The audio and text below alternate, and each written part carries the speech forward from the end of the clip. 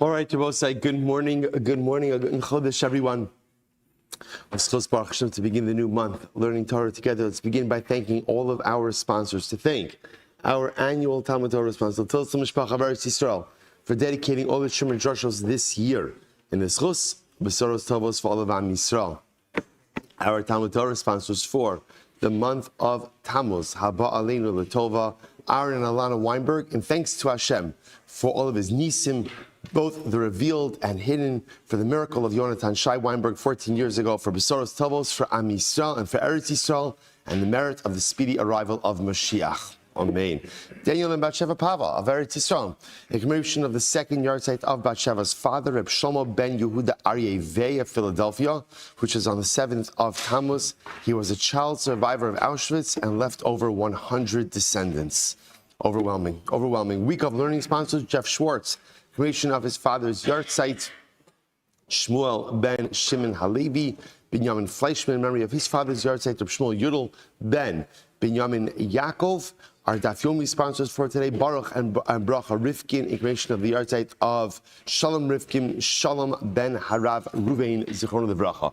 We hope that in the merit of our Talmud Torah, all of the Neshamas Ladin Aliyah, the families and Nechama, all of those who need a refuah Shavan, together with Kol Cholei Yisrael, Kadosh Baruch Hu Shnei Merit Hashem, bring home all of our hostages, should provide Hatzlacha for all of our holy soldiers, and the Merit Hashem, Shmiri Yisera, and Hashgacha Pratis for each and every one of our brothers and sisters in Eretz Yisrael. May be Zochem Merit Hashem, that this month should bring Besoros Tovos and the Geula for Am Yisrael. Well, so with that, let us begin. We have an incredible daf. We actually have a lot to do today, Baruch Hashem. An incredible daf ahead of us as well. Today's daf is daf Tes. We are picking up Emir Hashem on Ches Amud Beis. Ches Amud Beis, and we, Ches Amud Aleph. It was a good try. All right, yeah. Even I didn't realize how far behind we were. Good. We left off on Ches Amud Aleph. Wow. Okay. 8a at the bottom of the daf. Tanya. So again, 2, 4, 6 lines up from the bottom. Tanya. Suppose I remember again, the last piece we left off with was this idea, still continuing on the theme of the Yamim Tovim of the Ovdei Kochavim. And what we highlighted in this last sugya is that this prohibition to transact anything with them on the 3 days before is dafka adin in Avoda Zara worshippers. Those who actually worship. But again, those who are not worshiping, even if they're associated, the prohibition does not apply to them. Says the Gemara Tanya, Rabbi Shmuel says as follows. He says in Incredible Gemara, Rabbi Shmuel Omer, Yisosha b'chutz la'aretz, Ovdei Kochavim, Avodas Kochavim Metarahin. So the Gemara says as follows. That what does this mean? Take a look at Rashi for just a moment. Rashi says, Betara, Kilomar below Kavana ve'ein samim alev. So Bishmal says like this, that ultimately, again, when it comes to Ovdei Kochavim Chutz La'aretz, they're not so from. We saw this already a couple of days ago. Right? They're not as committed to their Avoda Zara, ultimately, again, as the Ovdei Kochavim in Eretz Yisrael are. So what does this mean? So we'll say, so again, the reason why this seems to be important, Rashi says over here, Kilomar below Kavana, they worship idolatry, vein samim leiv, but they're not really attentive to it. So there's a different level in their spiritual allegiance to their deity. Okay, Gemara says, Kisad. So how does this manifest itself? So Ovdei Kochavim sha'asa mishta libno v'zimein kol Yehudi shebe'ira. So we'll say, so now the Gemara gives a fascinating case. Let's say you have an Ovdei Kochavim who made a party for his son. Whenever you see mishta usually means a chasana, a wedding. So an Ovdei Kochavim made a wedding for his son, and he invited all the Jews of his town. Now, even though, again, the Akum is providing them with kosher food, kosher wine, right? So it's a totally kosher, it's not a kashrus issue. The Shamash Shalahem Omer Lifnean, they even have their own mashgiach. Right? They have a mashgiach who's watching over everything. Ma'ala Aleim HaKosav Kilo Achlu Mizivchei Mesim. The Torah counts such a gathering as if they ate from the corpses of the dead. Shene'emar, v'kara lacha v'yachalta mizivcho. Because the pasuk says, he will call to you, He will call to you. Now, actually, interestingly enough, the Torah over here is talking about the prohibition. When Am Yisrael enters into Eretz Yisrael, they are not allowed to make peace treaties with the inhabitants of the land. The inhabitants have to be moved out. Have to be moved out. Kadosh Baruch Hu understood that if you left the Zayin Umos, if you left the 7 nations there, is what create long-term Avoda Zara issues for Klal Yisrael. So as difficult as it sounds, they have to be relocated. So the Gemara says over here, because if not, what's going to end up happening is V'kar L'cha, he'll call out to you. In other words, unhealthy relationships will begin between the Jews and the nations that are there. So the Gemara says, Ve'ema ad da'achel, maybe it only means if you actually eat of his food. Amarava im kenei makra v'yachalta mizivcho. My v'kar L'cha. What does it mean v'kar L'cha? Mishas kriya. From the moment that you're invited already, right? The invitation itself is highly problematic. Rashi says, "V'kar l'cha mashma sha'ata karoilo ma'ala al achilascha kilu hu mizivcho." So again, it's fascinating that participating in the meal of an Oved Kochavim, even if he's providing you with all of the kosher food, all of the kosher wine, your own mashkiach, the Chazal understood there's something fundamentally wrong with participating in that su'udah. Now, both say, now there's 2 things happening over here. All right, now there's 1 thing happening over here. We'll see another dimension is. Here, the issue is Avoda Zara. Right? That's really the issue. Participating in a meal that is made by an akum, understanding that an akum will always give thanks to his deity on the day of his simcha, having a Jew participate in that kind of amplifies the akum's simcha and the akum's gratitude towards his deity. That's the issue over here. We'll see later on in the Masechta that there's another issue about general socialization. Socialization, which we will call in Meretz Hashem the concept of chasnos. Literally, again, the fear of intermarriage, but ultimately, again, a fear of just that heightened socialization could lead to all types of bad things. But over here, the issue is Avodah Zara. Hilchach. Therefore, the Gemara said, "Say Am Beis." Look at that. Am Beis flying. Hilchach. Kol tlasin yomin. So listen to this. It's fascinating. Therefore, all 30 days after an akum makes a simcha, Bein Amalei Machmasilula, Bein Lo Amalei Machmasilula Aser. So this is very interesting. So therefore, within 30 days after an akum makes a chasana, whether if he invites you to something, whether he tells you that it's a continuation of the wedding celebration or not, you can't go. You can't go. Look at Rashi. Kol tlasin yomin de basar hilula, right? Ubein omer ovikocham zeli so machmasilula ani osasudazu. Ubein lo amar mistama lehilula mechavein va'aser. The whole Yemei Hilula Makriv LaAvodas Kochavim. So remember again, the whole yisod over here is that an akum during the days of the simcha for his child is going to be offering up karbanos or offering up thanks to his deity. So therefore, the Gemara says within 30 days after an akum makes a family simcha, if he invites you over for a meal, you can't go because the assumption is that it is wedding. It's a celebration that is wedding related, and if you show up, ultimately again, that is going to amplify his gratitude and his service of his avodah zara. Incredible. Mikan ve'elach. Now, what happens after 30 days? So it depends. If he tells you even 30 days later that he's inviting you for a belated wedding celebration, you can't go. You can't go. However, but after 30 days already, if he doesn't mention that it's a wedding celebration, then you are allowed to go. Incredible. So the Gemara says 1 second. So here's the question. How far after the wedding does this extend? Right? In other words, so I understand if it's after the wedding, right? If it's after the wedding, then I'm sorry. If it's right, 30, so it works like this. The wedding itself, even if the akum is providing you kosher food, kosher wine, mashkiach, you can't go. 30 days after the wedding, same thing, can't go. Whether he told you the celebration is for the wedding, not for the wedding, still can't go. After 30 days, so if he mentions the wedding, you can't go.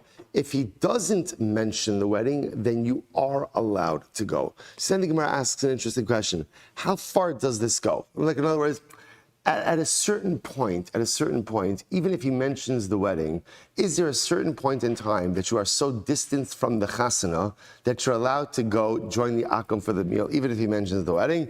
To which the Gemara says, yes, atresa yarchi shasa. right? 12 months. Shana Rishona, right? So again, so you can go ahead and attend the wedding. So in other words, up until 12 months, there's the possibility that it's a wedding-related simcha. After 12 months already, again, the ship has sailed, the Shana Rishona is over, and therefore, again, it's interesting, even if he mentions the wedding, you're still allowed to go to the chasana. Okay, umei kara, mei masas. I suppose it is interesting. So all of this is on the back end, right? What about the front end? In other words, the akum is obviously preparing for the chasana. So, and obviously the simcha already again begins once the preparations begin. So at what point in time in the prep phase are we considered to be in chasana mode, and therefore you can't join the akum for the simcha? To which the Gemara says, Amra Papa Mishmei Rava Mechi Ramus Sa'ari Be'asinti. When they go out and they put the barley in the vat. Now there are two different interpretations ultimately, again, in terms of what exactly this is. We'll just go with the basic idea that Rashi says over here, when they begin to make the beer. You know, when you begin to make the beer, that's when the party starts, right? So halacha l'maaseh says, as soon as beer is being made, that means we're in chasana mode. If we're in chasana mode, if the akum invites you, so let's say there's a what do they call it? Not the planning dinner, a rehearsal dinner, right? There's a rehearsal dinner, or there's just a pre-wedding fabrangin, right? And he tells, come over, let's say, you can't do that either. So again, before the chasana, anything associated with the chasana, you also can't participate in. What's the period called before the chasana? When they begin to go ahead and make the beer. Now, happens to be, Rashi quotes over here something very beautiful.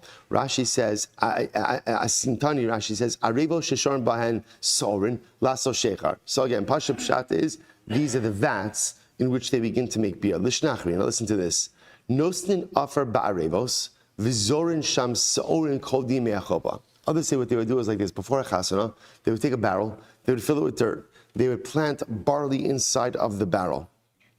And what would happen?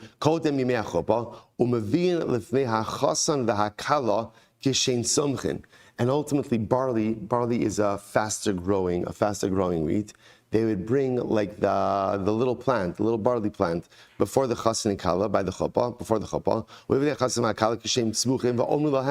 Peru uravu kisaurin halalu shamarin lotseis mikot mehem tevua. So it says, it's actually quite beautiful. Right? It's actually quite beautiful. So they would bring like these little like potted barley plants, to the chasan and kala, and say, just as these plants sprouted forth, so to Amir Hashem, you should be zocha to procreate as well.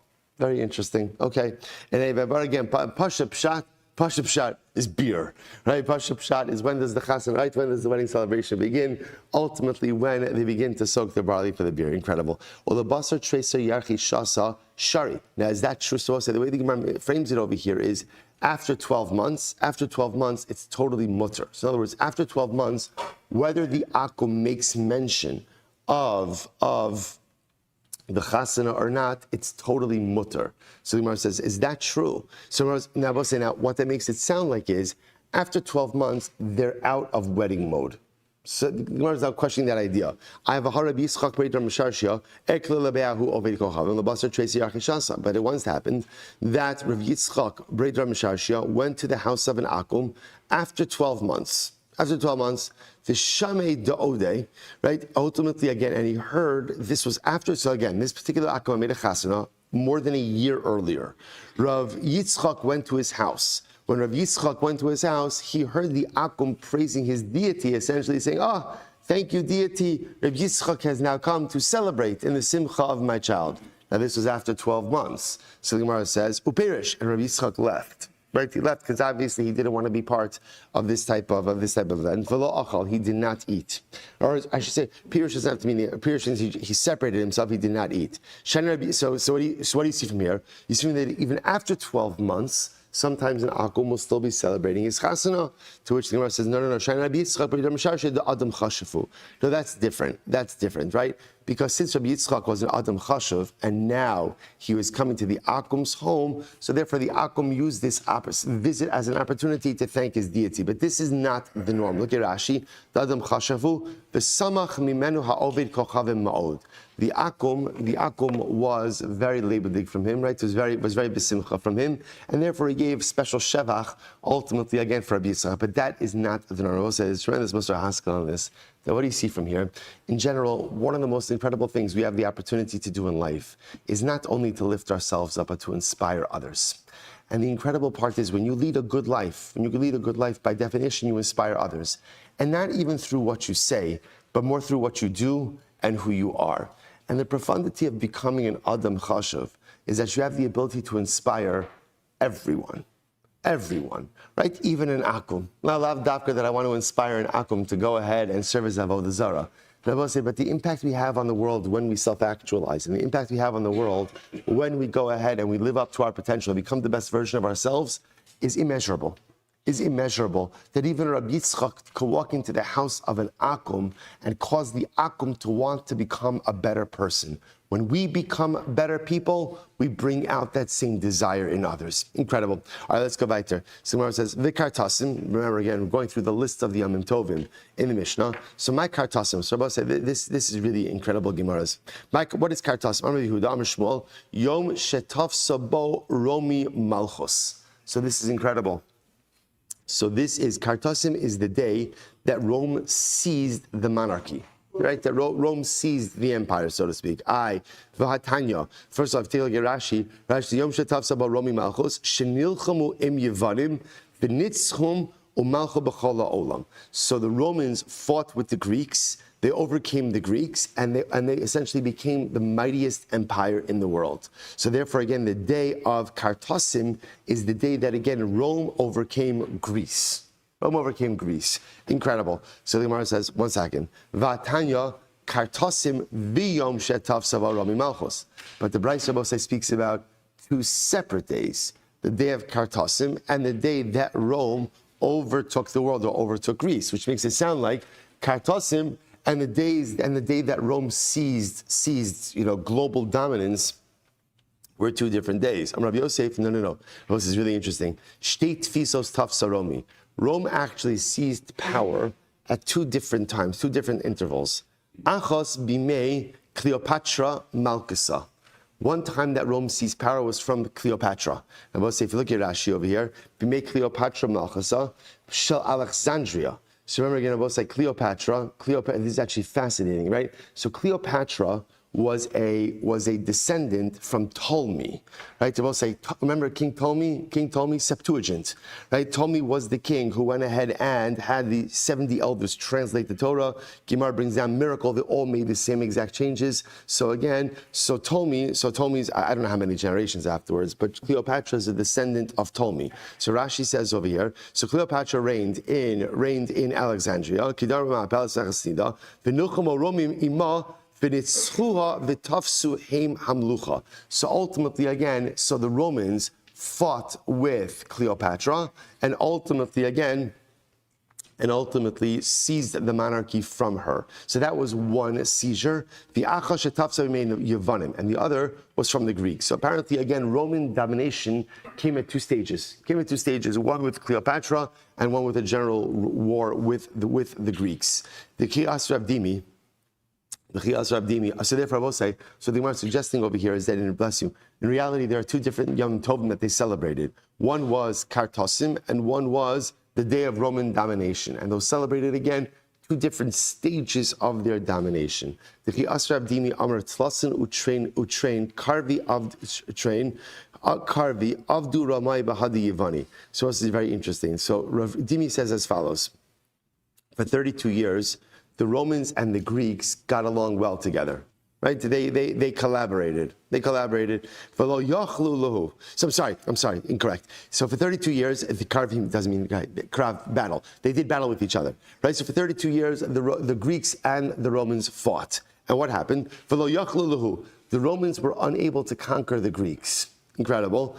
This is incredible. Until the Romans enlisted the help of the Jews. Everyone needs Jews, right? Until they enlisted the help of the Jews. The Gemara says, "V'hachi asnu b'hadayu," and this is ultimately again the deal that the Romans made with the Jews. What was it? Iminon malchi minaychu harpaichi. So here's the deal: power sharing arrangement. Whatever we conquer, here's the deal: if the king comes from us, from Rome, then the governors will come from the Jews. And if the king comes from the Jews, incredible power sharing agreement, then ultimately again, minan harpachi, then the governors will come from us. Okay, so the Romans enlisted the help of the Jews in order to go ahead and overcome the Greeks. So the Romans sent the following message to the Greeks. Up until now, we've been doing war. Hashta navid bedina. You know what? Now let's engage in intellectual sparring. You know, this is not working, right? This is a war of attrition. So let's go ahead and settle this a different way with our intellect. So the Gemara says, well, so Rome asked a series of shots. Supposed to get ready for this. So the Gemara says, Margulis ve'evan tova. If a person has a margalit, is a pearl. A person has a pearl and another nice stone. Which one should become a setting for the other, a base, a setting for the other? So the Greek said it's obvious. Margalis leventova. Obviously, the pearl itself should become the setting, ultimately, again, for the beautiful gem. Because the beautiful gem, right, remember again, I will say, the setting is the less important item because the setting is there to highlight the beauty of the center stone. So therefore, it makes sense that the pearl should be the setting for the beautiful gem. Okay, good. Next, Even Tova V'inach. So let's say again you have a beautiful gem and another stone at Inach. Which one should become the basis? Even Tova le'inach. So the Inach apparently is a more precious stone. So therefore again the Even Tova, the other good gem, should become a setting for the Inach. Good. Inach v'sefer Torah. It's fascinating. Let's see, you have a beautiful gem and you have a Sefer Torah. So to speak, which one should become the setting for the other? So the Gemara says, Inach v'sefer Torah. Inach v'sefer Torah. Ultimately, again, the Inach, that gem becomes a setting for the Sefer Torah. So the Romans say like this, Shalcholuhu imkain, anan Sefer Torah gaban, v'yisra bahadan kafulei. Well, we have Klal Yisrael. And if we have Klal Yisrael, the Roman says this, if we have Klal Yisrael, we have the Torah. And if we have the Torah, that means we have the most precious thing in the world on our side. Rabbi said this is the Romans speaking. Right? We have the most precious thing on our side. So Greece, you should subjugate yourself to us. And Rabbi say, so it sounds like from the Gemara, that's how they ended the battle of attrition. Okay? So therefore, again, Rome becomes the dominant power in the world. And again, in a power-sharing agreement with Klal Yisrael. For 26 years, Rome honored the agreement. After 26 years, again, unfortunately, Rome turned on us and subjugated us. So the Gemara says, Meikara my darash, right? So in the beginning, so what exactly, what is the pshat with this entire power sharing arrangement, right? Like, in other words, what was the havamina for this? So the Gemara says, Meikara darash nasa nelcha ve'elcha lenegdecha. So I'll say, so remember again, Rome took their model ultimately again from Esav. What did Esav say to Yaakov? Right? Esav said to Yaakov after they met again in Parshas Vayishlach. So what did Esav say? Let's travel together back to Seir. So Esav offered Yaakov a partnership. Said, let's walk alongside each other. So a full and complete partnership. Let's be brothers, let's be partners. Ulubasov darish ya'avar no'av adoni lifnei avdo. And then afterwards, Yaakov says to Esav, no, you know what, my brother, my master, you walk in front of me. So at first, Rome felt the partnership was good, but then Rome felt that it desired dominance. Incredible. So the Gemara says, Esrin v'shis shnin dekam beheminusa. Badi Yisrael, I just want to point out something absolutely amazing. If you notice about all of these Gemaras, right, just think about who we just heard about in this Gemara today. You heard about King Ptolemy, you heard about Greece, you heard about Rome. And what you begin to see through this Gemara is what? Everyone swallows up each other, right? Ultimately, again, so there was Bavel, and Bavel was swallowed up by Persia, and Persia was swallowed up by Madai, and Madai was swallowed up by Greece, and Greece was swallowed up, and there was Ptolemy over there kind of on the side, and they're swallowed up by Rome. And what's incredible is all of these nations are constantly changing, constantly evolving, constantly disappearing, and the one constant through all of these other nations is Klal Yisrael. There's only one name that doesn't change on this page, and that's Klal Yisrael. It's the most incredible miracle the universe has ever seen. Nations come and nations go. B'netzach Yisrael lo yishaker. Am Yisrael remains the constant. Overwhelming. The Gemara says as follows. The Gemara says, that's why some show on the news. It's such a chutzpah that this Khamenei Yimach Shmo V'Zichro got on the news and he said that the only reason why, the United States got involved because they were afraid, because Israel saw that it was going to lose alone. Like a chutzpah, like you were hiding in a hole 3 days ago, right? And now you dusted off your bathrobes and you're back like a mechusaf, on the whole thing. It's just incredible. And he knows he's lying. The world knows he's lying because the nations of the world deep down know the secret of mankind, which is nations come and go, every single one of them. And there is only one nation that remains a constant on the face of this earth, and that is Klal Yisrael. Overwhelming. The Gemara goes weiter. The Gemara says, Esrin v'shis shnin. So the Gemara says over here that ultimately, again, for 26 years, ultimately, again, that they honored their agreement. The Gemara says, Bahadi Yisrael Minalan. So from where do they go ahead? Where do we know that from? We didn't know that for 26 years, ultimately, again, that they were honoring their agreement. The Amr of Kana, Keshachal Rabbi Shmuel Bar Yossi Shalach Le Rebbe. Amr Lanu, Shnai V'Gimel Dram Shamart Lanu Mishum Avicha. So both say it's incredible that the Gemara says, Rabbi Shmuel Bar Yossi became ill, so they visited him and they said to him, tell us 2 or 3 things that you heard from your father. Amr Le, so he said to him as follows, Mea Ushmonim Shana Kodem Shnechrav Habayis, Pashta Malchus Harasha Al Yisrael. So he said as follows: for 180 years before the Beis Hamikdash was destroyed, ultimately, again, the evil monarchy. Now, I will say evil monarchy is always a reference to Rome. Malchus Harasha, which I will say is so tremendous, especially given how the relationship with Rome began. Right, Rome enlisted our help to conquer the Greeks. We were partners with Rome. There always is this possibility for synergistic partnership between Klal Yisrael and the nations of the world. Just more often than not, when those relationships start, unfortunately, they often end in betrayal for our people. It's just such an overwhelming narrative. So for 180 years before the destruction of the Beis Hamikdash, Rome extended their grip on Klal Yisrael. So we're going kind of working in the timeline towards destruction of the Beis Hamikdash. 80 years before the Beis Hamikdash was destroyed. So again, remember, we've seen this before. There was a rabbinic decree that ultimately the lands of foreign lands, Chutz lands, all have tumah. Remember again, that's why. Because often again, the Gentile nations were not careful about marking graves. So because of that, you have to be choshesh for tumah. Okay, vaklis chuches, and ultimately again, also that glass could be makabel tumah. Mem shana ad lo charav habayis, 40 years before the Beis Hamikdash was destroyed, galsa Sanhedrin. The Sanhedrin was exiled. V'yashvala b'chanos, and ultimately again, it sat in the chanos. Now, both say, now what's chanos? They found this, by the way, by the southern wall excavations.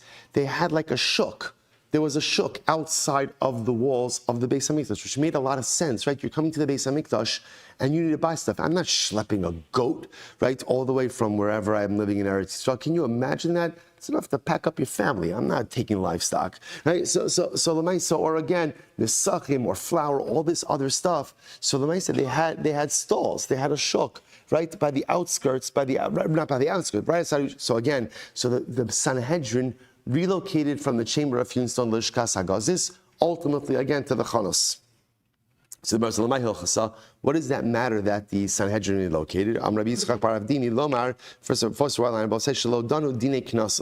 that they did not adjudicate knas laws. Because Rabbi say apparently you can only adjudicate knas laws when the Sanhedrin is sitting in the Lishkas Hagazis. So the Gemara says, Dine knas, Amar Rav Yehuda bar Rav, Amarav, Baram Zachar Osa Ishlatov, Rabbi Yehuda ben Bava Shmo. So again, this Rabbi Yehuda ben Bava is remembered for good. Why? She'ol male hu nishtachachu dine knasas mi Yisrael. So ultimately, again, we're not for Yehuda ben Bava, so the halachas of knas would have been forgotten from Klal Yisrael. The Gemara says, nishtachachu, why would they be forgotten? Legar sinhu, learn it. Ella batlu dini knasas mi Yisrael. Were not from Yehuda ben Bava, the notion of the ability to adjudicate knas laws would have been lost from Klal Yisrael. Now, why is that? In order to adjudicate knas laws could only be adjudicated by a Beis Din where the Dayanim have smicha. Smicha, true smicha. Today we don't have true smicha. Today we have a little bit like a zecher to smicha. But true smicha ultimately, again, was an unbroken chain of ordination which began from Moshe Rabbeinu. So were it not from Yehuda ben Bava, the chain would have been broken. Rabbi say, what happened to Rabbi Yehuda ben Bava? Rabbi say, this is a dramatic story which we've seen before. Shegazra malchus harasha gzeira. So again, Rome made a gzeira. Kalasomech yihareg. So Rabbi say, I just want to point out, we've seen so many stories about Roman oppression and Roman cruelty. What's incredible now about what we saw today is how the relationship started. And in general, again, I will say to me, it's a very sad thing to say, but it's a very necessary thing to say, that it is important for us to be suspect of our relationships with the nations of the world. The nations of the world are fair weather friends. That's the way it works. We don't want to say it because we don't like to think it, because we feel ourselves so much a part of society. But we've seen it. We see it time and time again. Time and time again. So it's just important for us to understand this, both, I guess, in the way we view certain political realities, but also in the way that we conduct ourselves in the world, to recognize we are foreigners in a foreign land, and that has always been the case, and ultimately will always be the case. There are relationships of convenience, but once the convenience evaporates, ultimately, again, friends become enemies literally again in a matter of moments. So same Rome that used us to conquer Greece now ultimately again turns on us. And they said, whoever gives smicha will be executed. Whoever receives smicha will be executed. The Romans was fascinating. Rome was intent on ending smicha. They were intent on breaking up, stopping the Masorah. So whoever receives smicha will get executed. Any city in which smicha is conferred will be destroyed. And any tchum, Rabbi says, this is wild. Like, if you're in the tchum in which smicha was given, you'll be killed, or will be uprooted. He went and he sat between two mountains, between two big cities, between two tchumin, so what did Yehuda ben Bava do? He set up shop essentially away from everyone. See, he was not in proximity to any cities. He was not in proximity to any tchum. See, he was taking action that would not have blowback on anyone else. V'samach sham chamisha zakenim. And he went ahead, and he ordained 5 zakenim there. Who did he ordain? Rabbi Meir, Rabbi Huda, Rabbi Yossi, Rabbi Shimon, that's Rashbi, Rabbi Shimon bar Yochai, Rabbi Lazar ben Shamua, Rav Avia. So I'm sorry, Rav Avia Mosif es Rabbi Nechemia. Rav Avia added Rabbi Nechemia. By the way, if those names sound familiar, it is why those were the 5 Talmidim ordained by Rabbi Akiva after he lost his 24,000 Talmidim, at least according to some Girsos. So ultimately, again, after they're taken under the wing by Rabbi Akiva. Rabbi Yehuda ben Bava gives them smicha. Now watch this. The Gemara says, "Kevan shekiru bahem oivim." So we'll say the Romans discovered what was happening. So we'll say, first of all, there's just so much in here. Rabbi Yehuda ben Bava understanding a person has to be conscious and cognizant of the impact of their spiritual activity on others. Sometimes we think that if I'm carrying out the word of God, who cares about the impact of others, right? I'm the ambassador of God. It's not true. A person always has to be cognizant of the other. A person always has to be sensitive to the other. Even if you're engaged in holy work, you must always be cognizant of the impact, even of your spiritual activity on other people. So Rabbi Yehuda ben Bava sits in the middle of nowhere, gives smicha. The Romans discover this. The Gemara listens to this. Amar lahem. Both say this is a striking Gemara. Bonai, Rotsu, my sons. Rabbi Yehuda ben Bava is speaking to his newly ordained rabbanim, calling them his sons. My sons, run. Amar lo Rebbe. V'ata matei alecha, and I say to him, Rebbe, but what's if we run? What's going to happen to you? Amar lahem, hareini muta lifneihem ke'even she'ein lahopchin. Yehuda ben Bava says something amazing. He says, I will stand here in front of the Romans like a rock that cannot be overturned. Rabbi said, do you understand what it means to be part of a people like this? Yehuda ben Bava says to these newly ordained rabbanim, I will stand here. The Romans will not get through me. You newly ordained rabbanim, you are the future of Klal Yisrael. And right now, you are more important than me. You run, you go, you escape, because you could rebuild. I'll stay here. I will be the barrier in front of the Romans. Amru, lo zazu misham, ad shena'atza legufo gimel meos lulanios. Shal barzel ve'asal legufo kikevra. So said the Gemara, Rabbi Yehuda ben Bava held back the Romans and they literally stabbed him with 300 spears. 300 spears until his body became like a sieve, which I will say also is like, why? Why? It only takes one spear to kill a person. And once you're dead, you're dead. And unfortunately, again, we see this. We see this in our days. This is the hatred. This is the vile animosity that sometimes the nations of the world bring to bear on Klal Yisrael. Why the need to make his body? Like, you killed him. Okay, you killed him. For whatever the reason, you killed him. Right? But again, that's bravery Yehuda ben Bava, ultimately standing in front of the entire Roman army in order to save the future of Klal Yisrael. So back to this.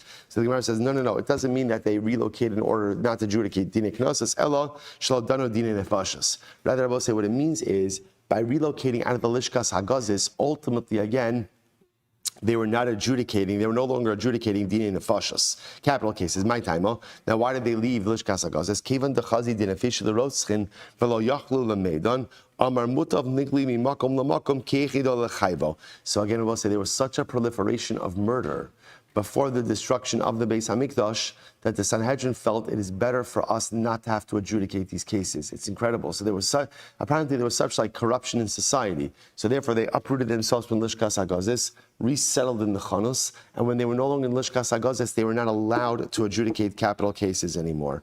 Mar says, Dichsiv v'asisa api adara she'agidu l'cha mina makom hahu melamed sham makom gorem. It is only in the Lishkas Hagazis itself that they have the ability to adjudicate cases. And I will say, you may say that sounds like an abdication of responsibility. It is not. What they understood was whatever was broken in Jewish society was not going to be fixable until the Beis HaMikdash was destroyed. As such, they understood that to sit in Lishkas Hagazis and try all of these capital cases is not going to be good for Klal Yisrael.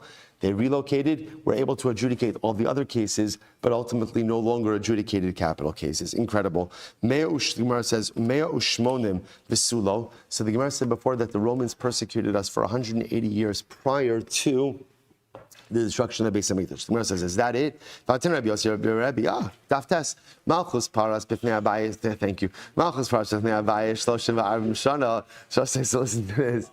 Right. So now the Gemara says as follows. The Gemara says, Malchus paras b'fnei Abayis. Shloshim v'arvim shana. Right. So Persia reigned over. Persia had control over us for 34 years while the Beis HaMikdash stood. Yavam b'fnei Abayis me'av shana. Greece was 180 years. Malchus Chashmonai b'fnei Abayis v'shalosh. The Chashmonaim reigned during times of the Beis HaMikdash for 103 years. Malchus Beis Hordus, Herod, right? The family of Herod, Me'ah v'shalosh, also 103 years. Mikan ve'elach tzei v'chashav kama shanim achar Churban Abayis. So also, by the way, you could also see from here, and we're going to get into this, how many years have elapsed since the destruction of the Beis HaMikdash. Alma, now what do you see when you do these calculations? Masan v'shis havu. The Romans didn't subjugate us for 180, but rather again it was 206 years, not 180 years. To which the Gemara says, "V'at amrat me'u shmanu havu." But you only said that it was only 180. Ela esrin v'shis shnin kamu b'hamenaisu b'hadi Yisrael. Rather again, about say, so what's the discrepancy? The discrepancy must be the 26 years in which Rome ruled peacefully together with the Jewish people. There was a 26-year peace treaty. The Gemara says, "V'lo ishtabdubu," and during those 26 years, Rome did not subjugate us. And therefore, again, ultimately, again, those 26 years are not included. So really, it's 206 years in which Rome ruled, so to speak, but for 26 years, although it was peaceful co-rulership, 180 years was subjugation. Kishapashta Malchus, or therefore, Kishapashta Malchus Harash Yisrael. Amra Papa, Sabasa Itai Hatan, Avalo Yada Prati. So now the Gemara gets into some timeline issues. So the Gemara says as follows. Let's say a person does not know how many years have elapsed since the destruction of the Beis HaMikdash. And you want to figure out how many years have elapsed. So what should you do? I'll say second wide line on Tessim Aleph. The Shaila V'Safra, ask a scribe, Kama Ksiv, how many years is he writing in the dating of his documents? Okay, so the Gemara says, so ultimately again, Rashi says over here, the Sofer HaKosev Gitin Ushtar Shumona LeMalchus Yavan. Often the scribes themselves would date their documents in accordance with the Greek calendar, or the Greek monarch. So the Gemara says, ask a Sofer how he's dating his document. V'nitfi alayo esrin shnin, add on 20 years, umashkech leilu chumrei, and that'll tell you the amount of time that has elapsed since the destruction of the Beis Hamikdash. V'simanach, and the way to remember that is Ze li esrim shana anochi b'veisecha. Itai safra. Let's say go to a scribe, and the scribe himself is not sure. And you're going to say all of this is in an effort to discover how many years have elapsed since the destruction of the Beis Hamikdash. Now, say just so you understand the timeline. The Gemara is talking from their time, obviously, not from our time, as you'll see in just a moment. Nishayli l'tana. So go and ask a Tana. Kama chashiv.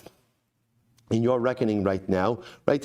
What year is it? How many years? The nivtzar now esrin, then take off 20 years of that account, and then you'll get to the number of years since the destruction of the second of the Beis Hamikdash. And the way to remember that is safra b'tzira, tana b'tosva. Ultimately, again, a scribe does less and a Tana adds on more. Tana de Be'eliyahu, sheishes alafim shana have olam. The world exists for 6,000 years. It says incredible Gemara. The world, Chashon Baruch Hu programmed the world to exist for 6,000 years. So the Gemara says, Shnei alafim to. So for the first 2,000, the world was desolate. Now, we'll say Rashi points out it wasn't that the world was desolate. Torah wasn't given. So for the first 2,000 years of the world, there was no Torah. In other words, there was Torah, but Klal Yisrael didn't accept Torah. Next, Shnei alafim Torah. The next 2,000 years, that was Har Sinai, and then 2,000 years after that, was the years of Torah. Shnei alafim Yemos HaMashiach. The last 2,000 years, so from year 4,000 to 6,000, that is supposed to be the Messianic era. Now, we'll say, now what happened? It's the year 5785, and Mashiach is not yet here. To which the Gemara answers, Ba'avanosenu shirabu yatsu mehen mashi yatsu mehen. We'll say this is a very profound statement. Because of our Averos, what's happened has happened. In other words, Yemos HaMashiach was supposed to begin 1,785 years ago. That's when Mashiach was supposed to come. But unfortunately, again, because of our Averos, again, Lashon of the Gemara is Yatsu Mashi Yatsu. I will say, so it's why that expression, right? What's happened has happened. I will say, I think what Gemara is teaching us is something very important. When I sin, I'm essentially taking a laissez-faire approach to my life, right? When I sin, what that means is I really don't care about the direction of my life. Because if I cared about the direction of my life, I wouldn't sin, or at least I try harder not to sin. When I commit Averos, essentially what I'm saying is, Yihya, Mashi Yihya, right? Yatsa mehen, Mashi Yatsa mehen. If I care, I try a little bit harder to live with intentionality. When I don't care, that's ultimately when I sin, and what'll happen will happen. So the Gemara says, unfortunately, because we have committed Averos and engaged in systemic sin, Yatzaman, the years became what they became. Shnei alafim Torah me'emas. So we'll say, so when we say that ultimately, again, 2,000 years of Torah, since Torah was given, or 2,000 years of Torah, when is that being measured from? Right? When is that being measured from? Ultimately, if you're measuring it literally again from Sinaitic revelation until now, like a kulev, there's not 2,000 years. We'll say, remember again, there was not 2,000 years from Har Sinai to the times of the Gemara. Right? There's not 2,000 years. So the Gemara says, because ultimately, again, when you go ahead and you begin to calculate the number of years from creation until Har Sinai, Trei Alfe, Prate, Dehai Alpha, Dehai Ava. Rather, again, I will say, it must be that when measuring the 2,000 years of Torah, it's interesting. The 2,000 years of Torah do not begin from Har Sinai. Rather, fascinatingly enough, when do they begin? They begin ultimately again from Avram Avinu. When the pasuk says, "Es hanefesh asher asu b'charan," Avram Avinu converted the men. Avram Avinu converted the men. Sarah converted the women. So the Gemara says, "Ugemiri the Avram bahi shaita bar chamshin v'tarti hava." And our Masorah is that Avram Avinu at that time was 52 years old. Kama batsran midatani tana. So ultimately, again, so how many years? How many years ultimately are missing then from that second millennium? Arba meya v'arban v'timni ashnin havyan. Ultimately, again, there's 448 years missing. And the Gemara says, Kimiyanta be'ma nefesh asu b'charan ad matan Torah arba meya v'arbim shana v'tamni havyan. So both say, interestingly enough, there's 448 years, ultimately, again, from Avram Avinu, Nefesh Asa B'charan, up until Matan Torah. So therefore, again, that's where the 2,000 years ultimately take place. So really, the count, fascinatingly enough, of Torah doesn't begin from Har Sinai, but it actually begins from Avram Avinu, when Avram introduced monotheism into the world. Amar Papa, Itai Tana v'lo yada prate. So Papa says as follows, if the Tana is mistaken, and he does not know the specific number of years. Now, both say now we're going ahead and switching gears a little bit, right? So we're going to figure out, we want to know how many years since the beginning of the Messianic era. So before we're trying to calculate the timeline ultimately, again, from the structure of the Beis HaMikdash. Let's say a person wants to know how far are we into the supposed Messianic era, the last 2,000 years. Most are just going to try to turn the page. So the Gemara says, what should you do? So the Shaili L'Safra, go ahead and ask a sofer, Kama Ksiv, how are you dating your documents? V'netaythu alai arba v'tamni, and add on 48 years. Umashkach l'chumrei, and that'll give you the number of years, that'll give you the amount of time that we are into the Messianic era. V'simanach, the way to remember that is, Arboim u'shmona ir, 48 cities, those are the Levitic cities. V'itay safra, and if a sofer makes a mistake, neshayli l'tana, ask a tana kama katani. Ultimately, again, how are you reckoning in your learning? V'niftzar minahu arbaim u'shmona. Take away 48 years. Umashkech lehu l'chumrei. And you will find then the number of years that we're into Messianic era. V'simana safra b'tzira Tana Tosfa. And the rate, remember that is, the sofer always takes off and the Tana always adds on. All right, so we'll have to stop over here. All right, good job. Sorry, we went a little quickly. Thank you. Went a little quickly on that dating piece. Speed dating. Okay, all right, a little corny, but good. So we'll pick up here. So this tomorrow, we'll start over here tomorrow. Miras Hashem, Shemesh, we'll say a good night of Shabbos and Gechodesh.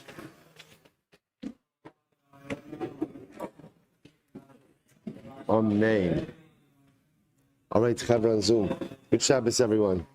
Supposed to learn with all of you. Good Shabbos, Besoros, Tovos.